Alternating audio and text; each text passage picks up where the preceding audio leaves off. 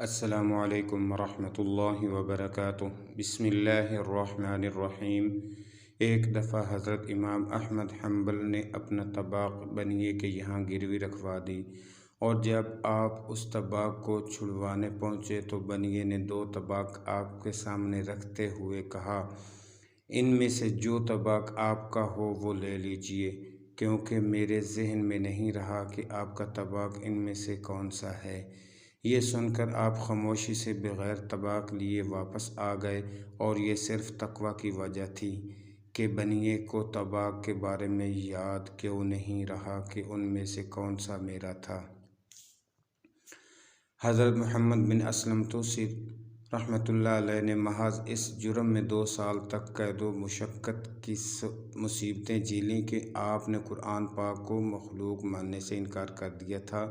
جس وقت آپ رحمۃ اللہ علیہ کو رہا کیا گیا تو اس وقت عبداللہ بن ظاہر حاکم نیشا پور وہیں مقیم تھا، اور تمام لوگ سلامی کی غرض سے حاضر ہو رہے تھے۔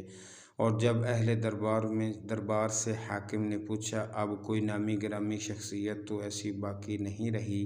جو سلامی کے لیے نہ آئی ہو؟ اس پر لوگوں نے جواب دیے، 2 ہستیاں احمد حرب رحمۃ اللہ علیہ اور محمد بن اسلم رحمۃ اللہ علیہ حاضر دربار نہیں ہوئے، کیونکہ یہ دونوں بڑے عالم و عابد ہیں اور بادشاہ کو سلام کے لیے کبھی حاضر نہیں ہوتے۔ چنانچہ اس پر حاکم نے کہا، ہم خود ان کو سلام کرنے جائیں گے۔ جب حاکم احمد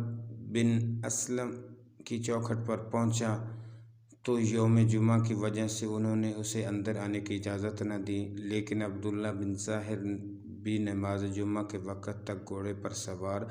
آپ رحمۃ اللہ علیہ کا انتظار کرتا رہا، اور جب آپ مکان سے برآمد ہوئے تو گھوڑے سے اتر کر اس نے قدم بوسی کرتے ہوئے عرض کیا، اے اللہ کے بندے، میں چونکہ بہت برا انسان ہوں اس لیے تیرا محبوب مجھ سے دشمنی رکھتا ہے، لیکن وہ چونکہ تیرا محبوب ہے اس لیے میں بھی اس کو محبوب رکھتا ہوں، اور اس کے طفیل میں میری مغفرت فرما دے۔ حضرت ابو وراق رحمۃ اللہ علیہ حضرت خضر علیہ السلام کے شوق دیدار میں روزانہ جنگل میں پہنچ جاتے تھے اور آمد و رفت کے دوران تلاوت کرتے رہتے۔ چنانچہ جب آپ ایک مرتبہ جنگل میں پہنچے تو ایک اور صاحب بھی آپ رحمۃ اللہ علیہ کے ہمراہ ہو لیے۔ دونوں راستہ بھر گفتگو کرتے رہے، لیکن واپسی کے بعد ان صاحب نے فرمایا، میں خضر ہوں جن سے ملاقات کے لیے تم بے چین تھے، لیکن آج تم نے میری معیت کی وجہ سے تلاوت بھی ملتوی کر دی، اور جب صحبت خضر تمہیں خدا سے فراموش کر سکتی ہے تو دوسروں کی معیت ذکر الہی سے کیوں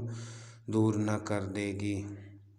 لہٰذا سب سے بہتر شے گوشہ نشینی ہے۔ یہ کہہ کر وہ غائب ہو گئے۔ کم عمری ہی میں حضرت شیخ محمد علی حکیم ترمذی رحمۃ اللہ علیہ نے 2 طلباء کو اپنے ہمراہ غیر ملک میں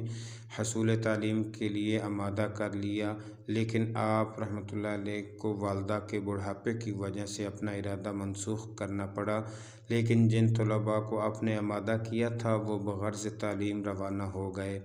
آپ اس واقعے سے اس حد تک غمگین ہوئے کہ قبرستان میں جا کر گریہ وزاری کرتے تھے اور کہتے تھے، حرب میرے دونوں ساتھی حصول علم کے بعد واپس آئیں گے تو مجھے ان کے سامنے ندامت ہوا کرے گی۔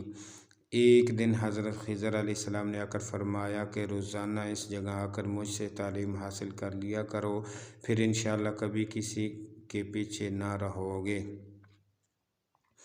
بابل اور نینوا میں طب کی ابتدا 5000 سال قبل مسیح سے بھی پہلے ہوئی۔